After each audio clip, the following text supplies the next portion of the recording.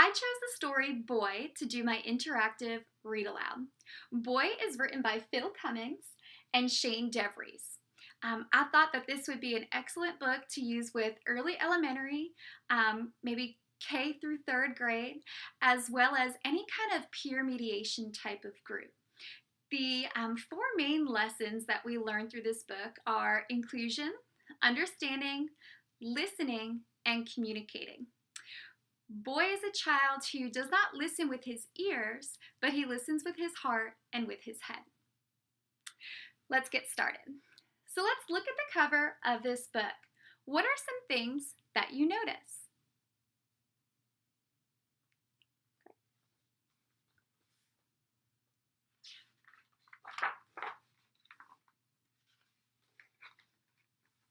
Boy.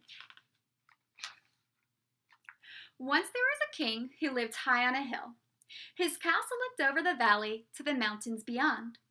He was a powerful man with many brave knights. Cling clong, cling cling clong, cling clong clang clink.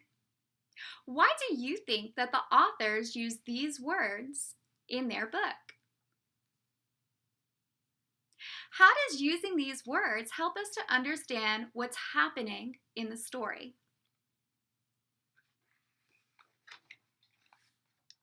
The mountains were once rich with trees, but a powerful dragon had destroyed much of the forest with his fiery breath.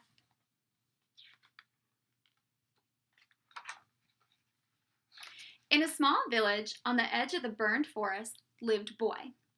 Boy couldn't hear, but he was happy. He spoke with dancing hands, and he drew pictures for people in the sand. His parents loved his stories, but the villagers didn't understand. "What a strange child," they would say as they walked by. What do you think the phrase dancing hands is referring to? Boy used dancing hands and one other way to communicate with his parents and the villagers. What was the other way that he communicated with people?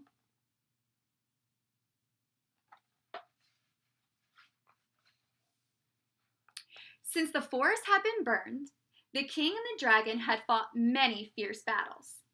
There was roaring, flapping, running around, hiding, dodging, weaving, and a lot of shouting. Roar! Charge! Cling, clong, clang! Ting, ting!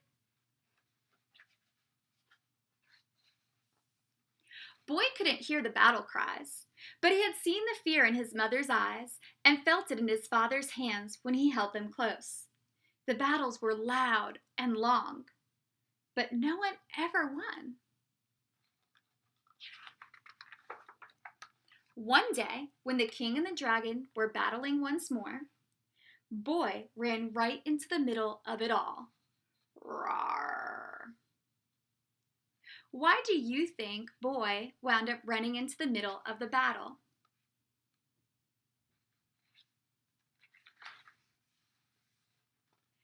The knights were stunned. "Move!" they shouted. "Get out of the way, Boy!" ordered the king. "Roar!" bellowed the dragon. But of course, Boy couldn't hear them. Flames flared from the dragon's nostrils. The knights waved their swords frantically as they marched over to Boy. "Why aren't you listening?" shouted the king. Why isn't Boy listening to the king?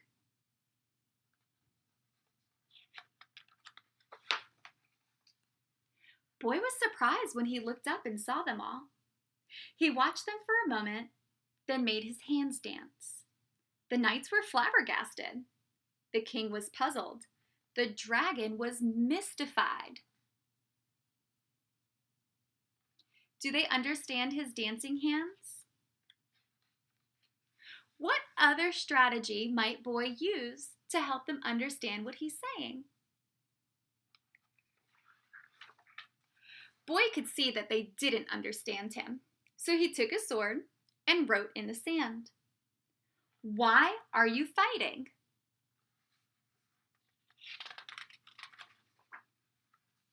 There was silence Until suddenly the king pointed to the dragon.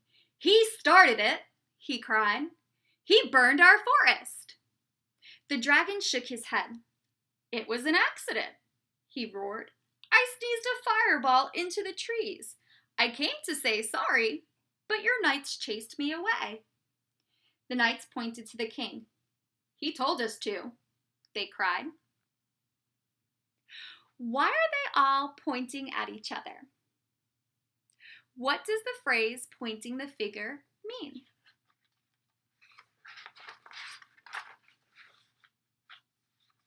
The king looked up at the dragon. "Well, I thought you were coming to take my castle," he said. "Your castle is far too small for me," the dragon replied. "All I want is for you to stop chasing me. I don't like being scared." "Nor do we," chorused the knights. The king and the dragon both jumped to conclusions. They didn't fully understand each other's motives. How could they have tried to understand each other before jumping to conclusions? How could this have helped to avoid a conflict? Boy drew a picture of everyone in the sand. He showed them how their days could be without fighting and fear. There was a lot of chatting and laughing. "I promise the knights won't chase you anymore," said the king to the dragon, "and you can visit my castle whenever you like." "And I will cover my nose when I sneeze," said the dragon. Boy couldn't hear a word, but he didn't need to.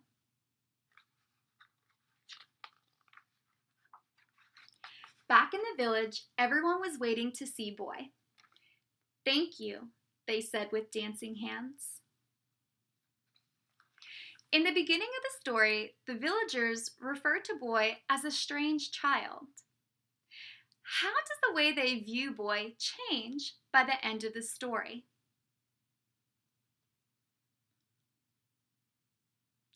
What are some ways that we could make people who are different from ourselves feel comfortable and valued?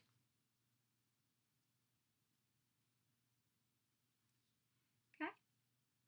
Now that we're done reading, we're going to start an activity. So in this story, no one understands Boy's dancing hands except for his parents.